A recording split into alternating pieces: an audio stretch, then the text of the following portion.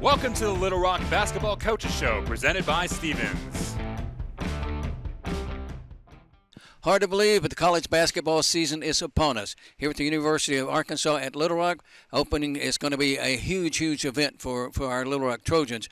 Daryl Walker's team, you will open up against Southern Illinois. They've got two players coming back that are preseason all Missouri Valley, which is a huge basketball league. Joe Foley's girls will follow up after our game, and they will take on Missouri State, who last year was 23-3 and made the Sweet 16. So it will be a big Tuesday night here at the Jack Stevens Center. As far as Daryl's team's concerned, we'll find out more about it when we come back right after this commercial break.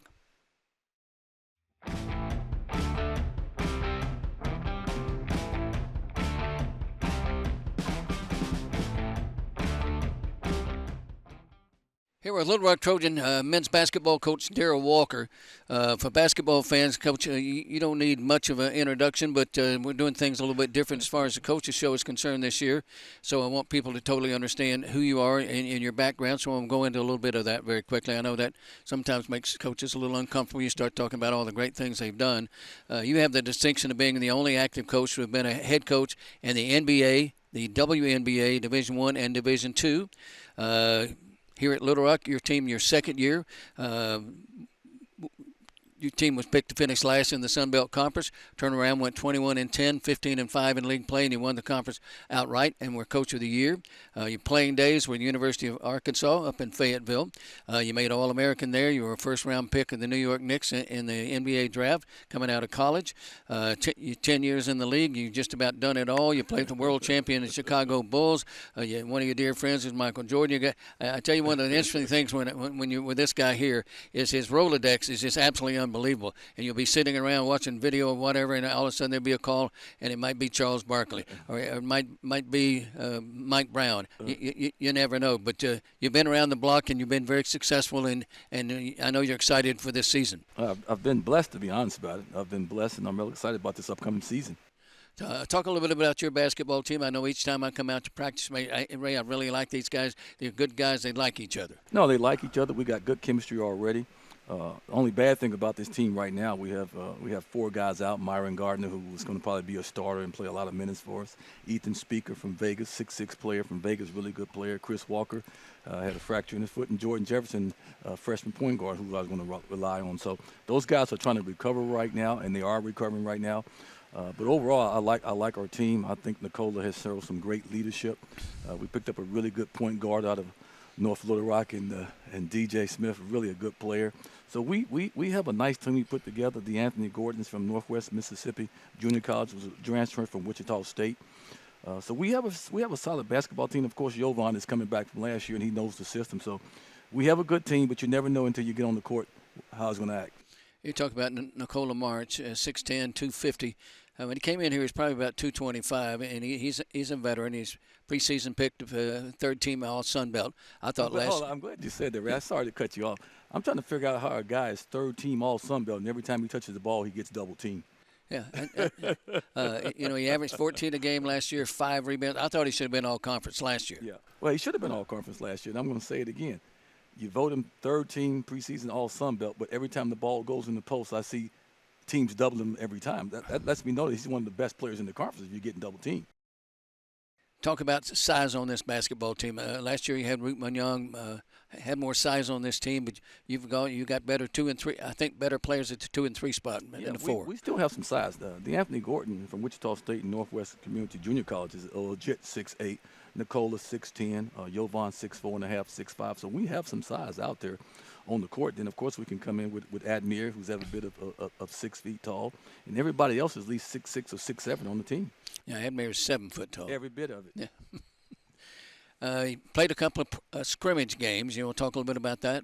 Well, I had a chance to go to Starksville and play against Mississippi State, who I think is going to surprise some people in the SEC.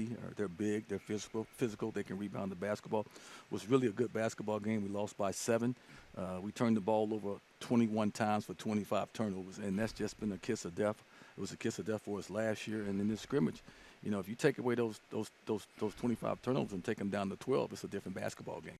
You gave the guys a pretty good test of what it's like to be on the road in college basketball. Sometimes you went over on a Friday to Starkville, played Saturday morning, got back home about 7 o'clock that night, loaded up on the bus the next day, went to Fort Smith, which is only a 2-hour drive, and had practice scrimmage with Oral Roberts University. Yeah, it worked out that way, and I wanted to make sure that we got 2 scrimmages in before we played Southern Illinois here on November the 9th. And Oral Roberts is a good basketball team. I guess they went to the Sweet 16 last year, and it was, once again, turnovers hurt us again. We had 18 turnovers. But overall, I looked at these 2 scrimmages. I thought we were pretty good, really solid defensively. I thought we shot the ball well. I was talking to Rand, our SID guy, that we were averaging 18 assists a game in these 2 scrimmages. Now, you cut those 18 turnovers down to 21 turnovers in those games, you may have 20, 21 assists. So we've done a lot of positive things. The only thing that's keeping me up tonight right now, Ray, is it's about turning that basketball up. Defensively, I think we can go play a game right now and guard people. I think we can score the basketball. We got better shooters. I think we're more athletic than we were last year. So, but once in all, everybody likes their team right now until they get on the court and play their first game. So what you're telling me, your wife Lisa doesn't make turnovers at home, apple turnovers, cherry turnovers, any of that at home? Hey, she makes a lot of things. These turnovers are about to drive you crazy, Coach. It's just, unforced is what's driving you crazy. It's unforced turnover because we after the game, I'll chart it and say, he just threw the ball away. It's an unforced turnover, not like he was double teamed. And with 21 turnovers and 18 turnovers and then 18 assists in 2 games, you take those turnovers away, you may have 19, 20, 21 assists in both those games, which I checked today. The top 5 teams in the country average 18 assists a game, and one of them was Gonzaga. Is it my imagination, or is this team maybe a little more athletic than your other teams you've had? It is. It's a lot more athletic. I think we can score the ball a little bit better than we did last year. And let's just be honest, the best thing about this team is it's the chemistry. They all like each other. It's been a pleasure to come in the gym and coach these guys every day. I'm sure some days they don't want to see me coming through the door, but that's part of my job is to critique and coach and get on guys. But I love these guys on this team. Coach, let's take a moment here and talk a little bit about your staff. Well, the staff is still the same besides Julius Hodge, who came in from San Jose State last year, one of the best players ever to play at North Carolina State, was a first-round draft pick of the Denver Nuggets, played about 3 or 4 years in the NBA, then went overseas and had a long career. Julius is energetic. He wants to be a head coach one day along with Preston. We got a really good staff. And then, let's be honest, Coach Baker has been a dream since I've taken his job because he's done it at a high level at Colorado and Kansas State. When you're at schools like that, you got to get it done. And, people forget that he had one time in his career the #1 recruiting class at Kansas State. That's on his resume. So I can lean on him for a lot of things on and off the court. Very quickly, went back to Fort Smith. Coach Baker played at wasn't UA Fort Smith then? It was West Stark, and you did also. Brought back a few memories. Yeah, we took a picture of on the court. It says Gail Carndart Court. We both played for the legendary Gail Carndart, who taught me so much about the game of basketball. And I told you that, Ray, by the time I got to the University of Arkansas, I knew everything about what they were doing at the University of Arkansas. That made my transition real easy. But I wish Gail was living, man. He was a really good basketball coach. Let's talk about the schedule now. You open up against Southern Illinois, as I said a little bit earlier in the show.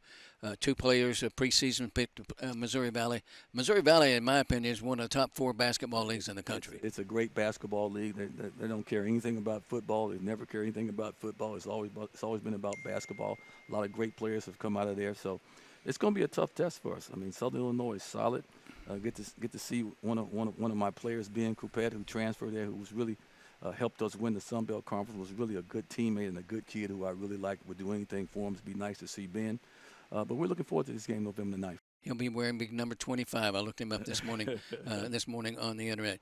A little bit more about your schedule. After you play that, you got a couple of local teams, Arkansas teams coming in here before you hit the road. Yeah, well, we're playing, I think, Arkansas Baptist, and then we're playing for Lander Smith, I do believe, and then we're hitting the road.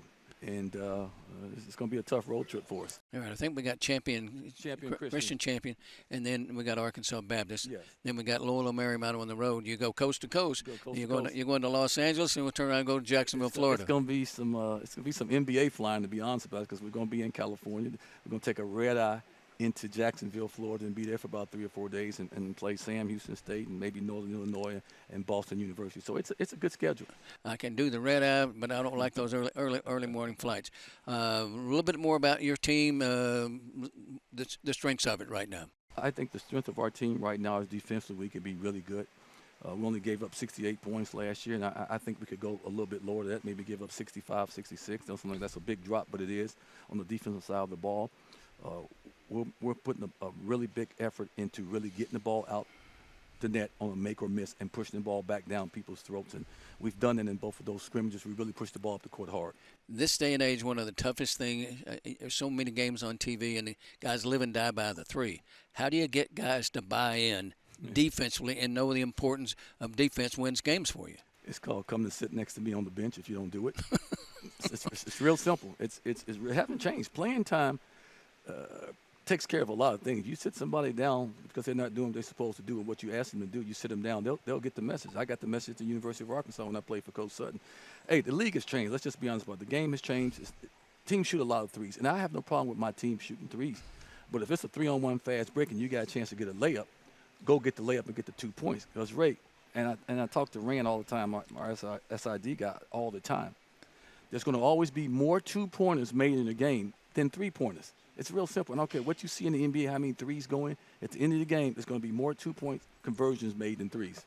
Now, you made a comment to your team the other day that and it really surprised me. You said, all right, guys, I'm going to make a trade-off with you. If you'll play great defense, guess what? You can go down and shoot the rock in a hurry. Yeah, you can go down and shoot it in a hurry. I mean, I had success with that at Clark Atlanta University this year. I got a lot of speed and athleticism on this basketball team where we can get up and down the court, and we're going to take advantage of that. But first, we got to guard first, and that's what we've been doing. Daryl Walker, look forward to November the 9th. You open against Southern Illinois. It's a 5 o'clock game here at the Jack Stevens Center. 5 o'clock game. I hope you fans will be here. We'll take a break here. We come back. We'll visit with Trojan women's coach Joe Foley.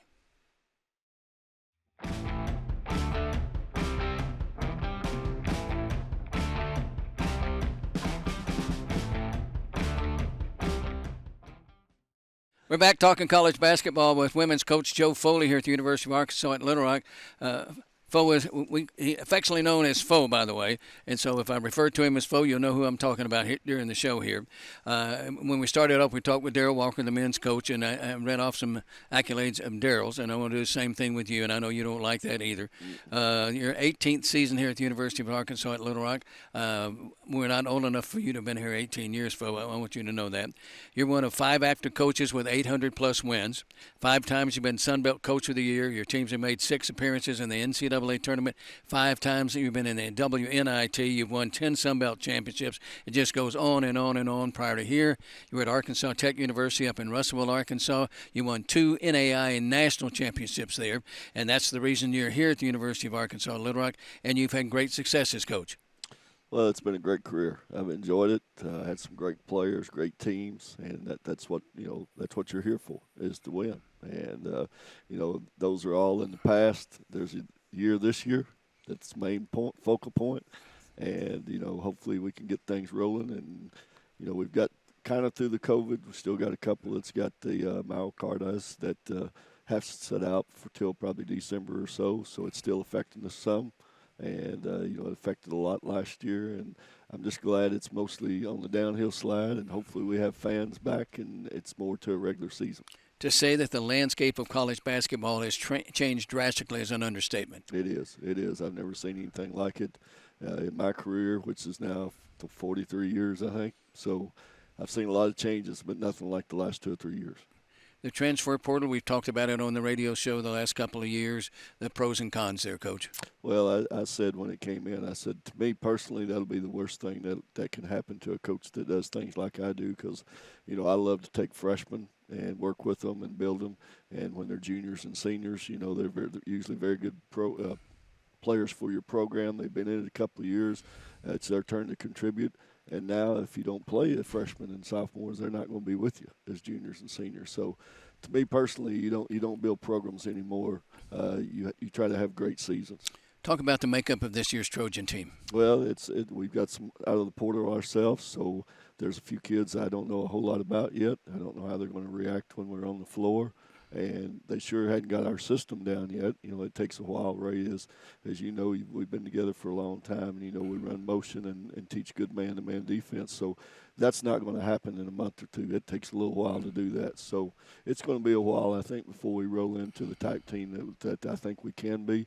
And I look forward to when we get there, but it's going to be a process for a while.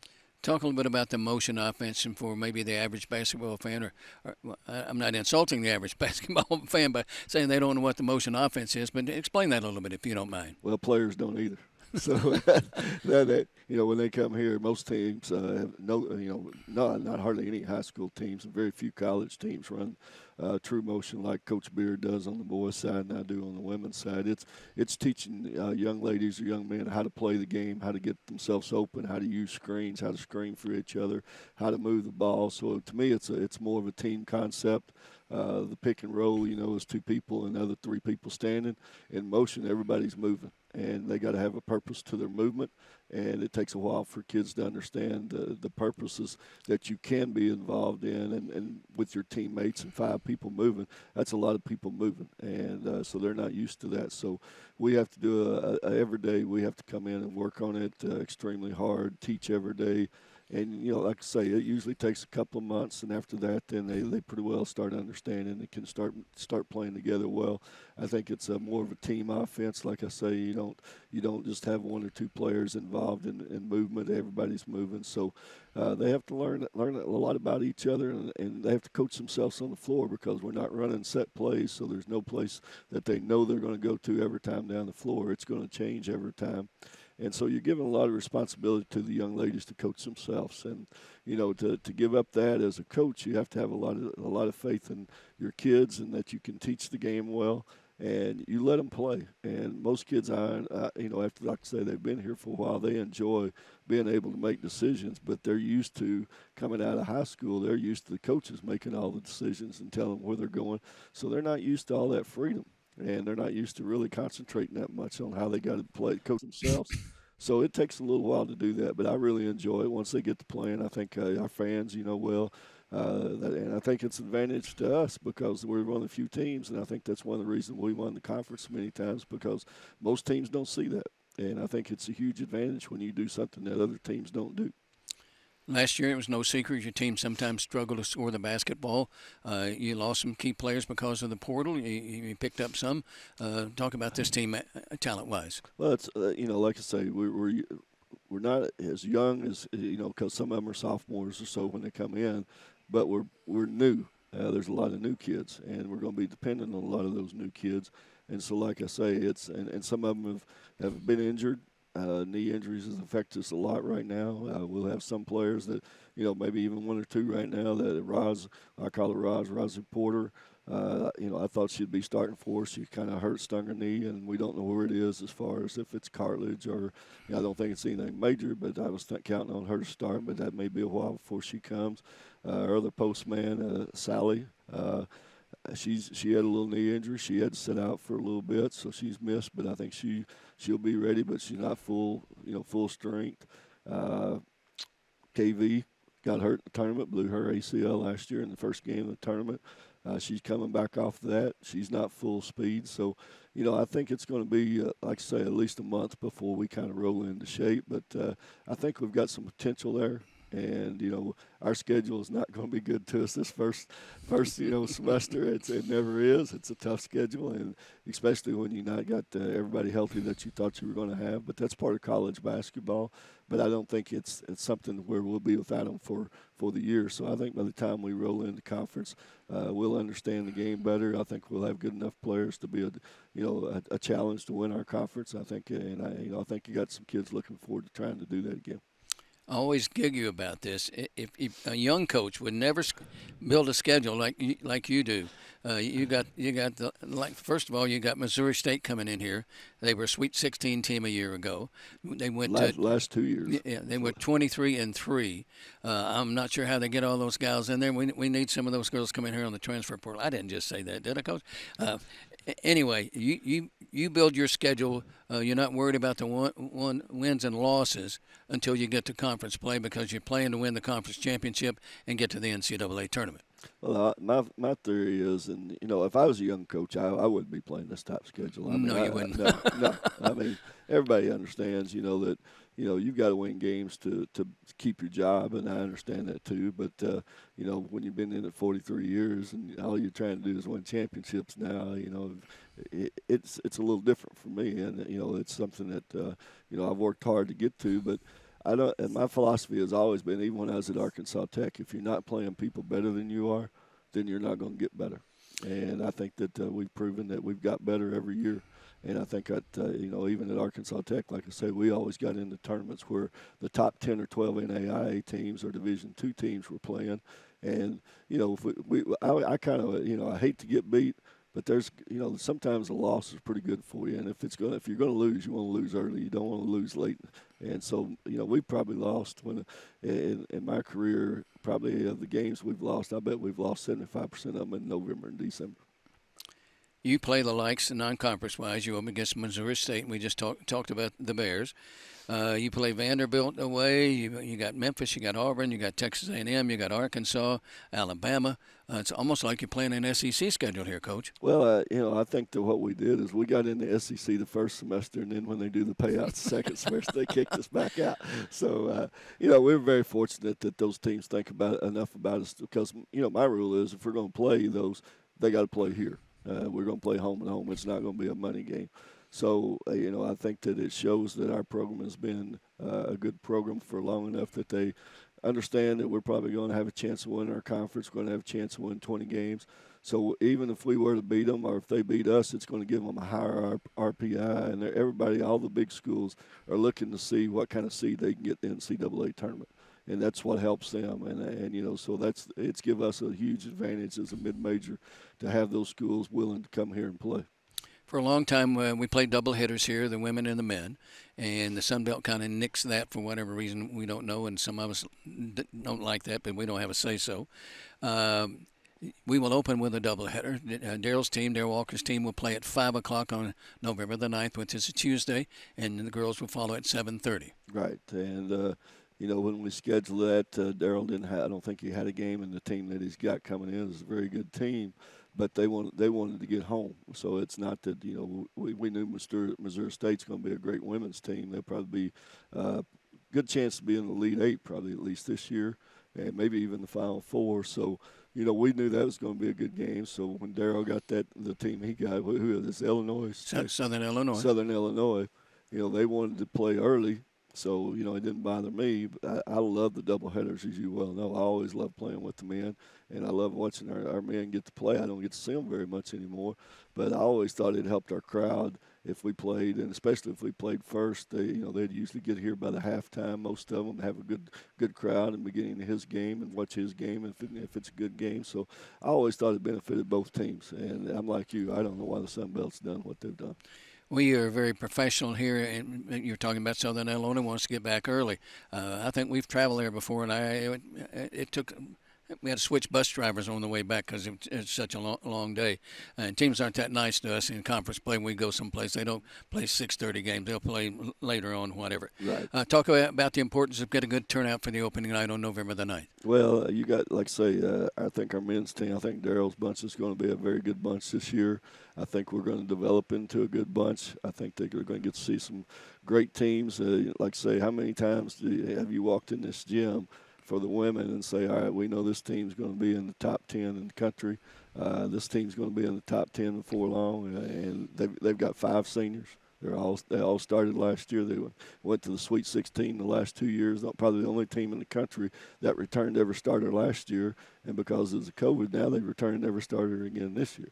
So that's how good they are, and it's going to be quite a challenge. But again, if you're a really true women's basketball fan, you would love to come and watch this team play, not just our team, but come and watch them play because you're going to get to see one of the top teams in the country. Folks, if you're a real basketball fan, and you are, go to the Boss. The Trojans are playing at 5 o'clock against Southern Illinois on Tuesday, November the 9th. Tell the Boss you need to take off a little early. Joe Foley's team here will play later on that night at 7:30 against Missouri State, who is a nationally ranked team. Basketball season is here, folks. We'll see you here at the Jack Stevens Center.